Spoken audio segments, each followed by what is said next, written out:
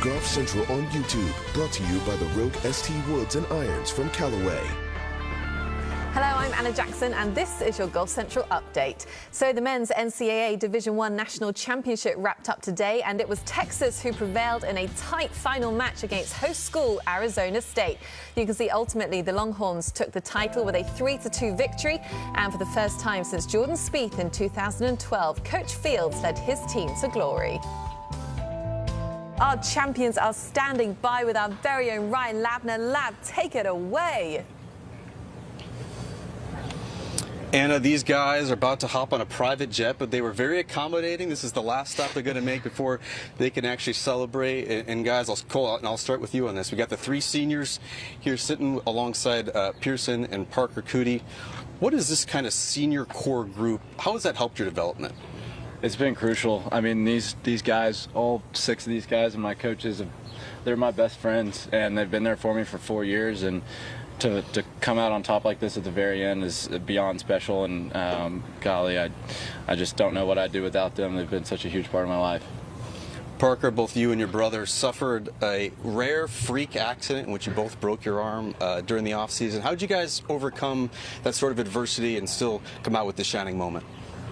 I think it was just a lot of support from our teammates, family, friends, everyone that's been around us. Just to know that we were going to be able to tee it up at this tournament. We didn't know exactly the timeline leading up to it, but we knew we'd be able to at least play, and just a lot of support got us here. Pearson, the #1 ranked senior in the country. How do you think that your senior year in college has prepared you now for the next level? Everything has a meaning, and the adversity that we face and just the ups and downs of this team. It's just all stuff that I can take with me going forward in professional golf, and I know that Parker and Cole have the same feeling that wherever they go, and all these experiences that we've had will make us better professionals. Mason, when these two were in a sling, you really stepped up this spring.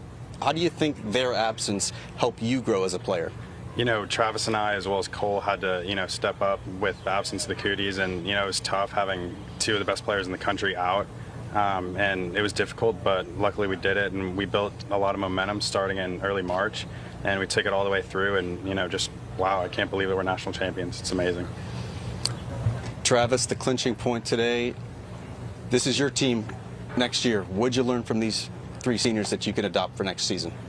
Yeah, they've been great seniors, and they'll be greatly missed. They're great players in their own right, so they were pushing me each and every day. And so now, thankfully, I'll have Mason and then these upcoming freshmen to push me every single day, and I'm really looking forward to that. John, you've already got plenty of TV time, but I do have one more for you. 2012, we had arguably the greatest NCAA championship ever, you guys in Alabama duking. This year had the strongest match play bracket ever in the NCAA championship. How do you compare the 2 years and the two trophies that you have? Well, they're both burnt orange, so that's a great comparison right there.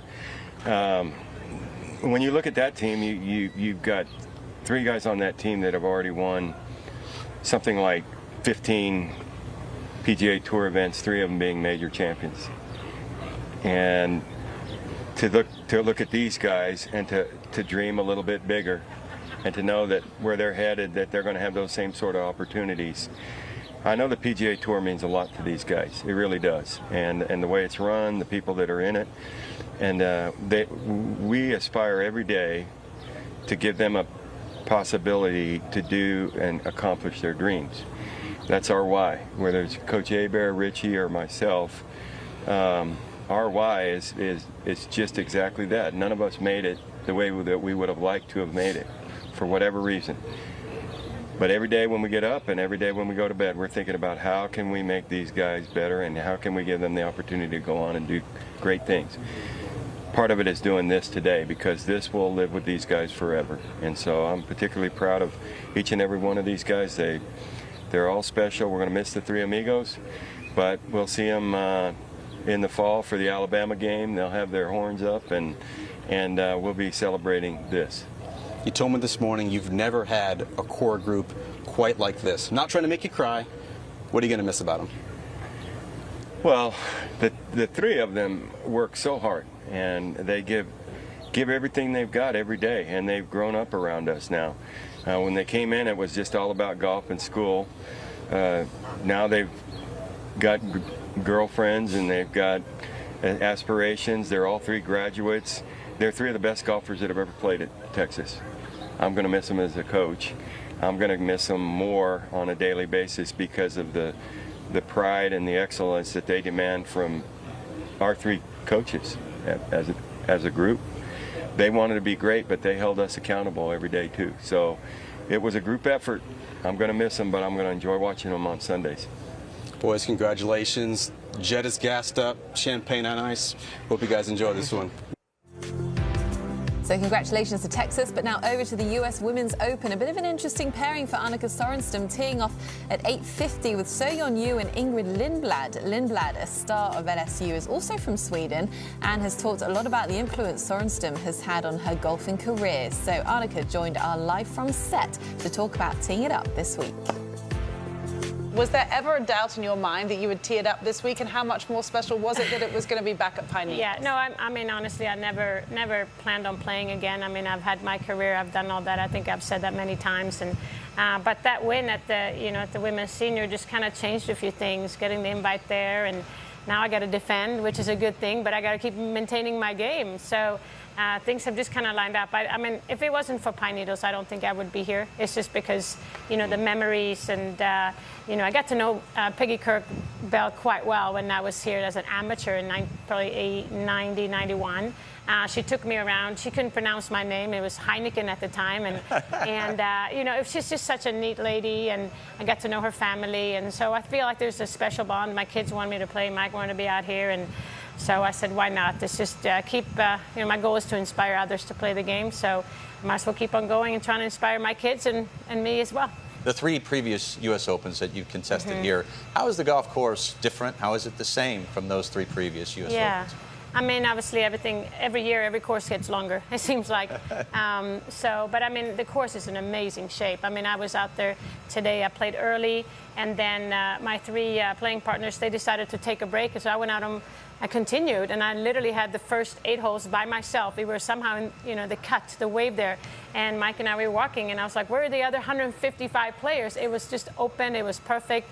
I mean, it's a treat to play here. So, it was perfect for me to go out there and really get a feel for the greens. Of course, they're faster. Everything is just a lot tougher than I'm used to. But, I would say the last month or so, I've been playing from what I call the further tees back at Lake Nona, just getting used to having 5 irons and hybrids in. And today, actually, I got some roll. I hit some 8 irons, some 9 irons in. I'm like, wow, I can be a little bit more aggressive and not just kind of go for the center of the green. So Annika playing her first US Open since 2008, but if you look at the numbers of her career at the US Women's Open, 15 previous starts, 3 wins in 95, 96 and 2006, 2 runner-ups to go along with those 3 victories, and 7 top 10s overall. Not bad at all. So from Annika Sorenstam to the current Annika Award winner, Rose Zhang. She starts her tournament late Thursday.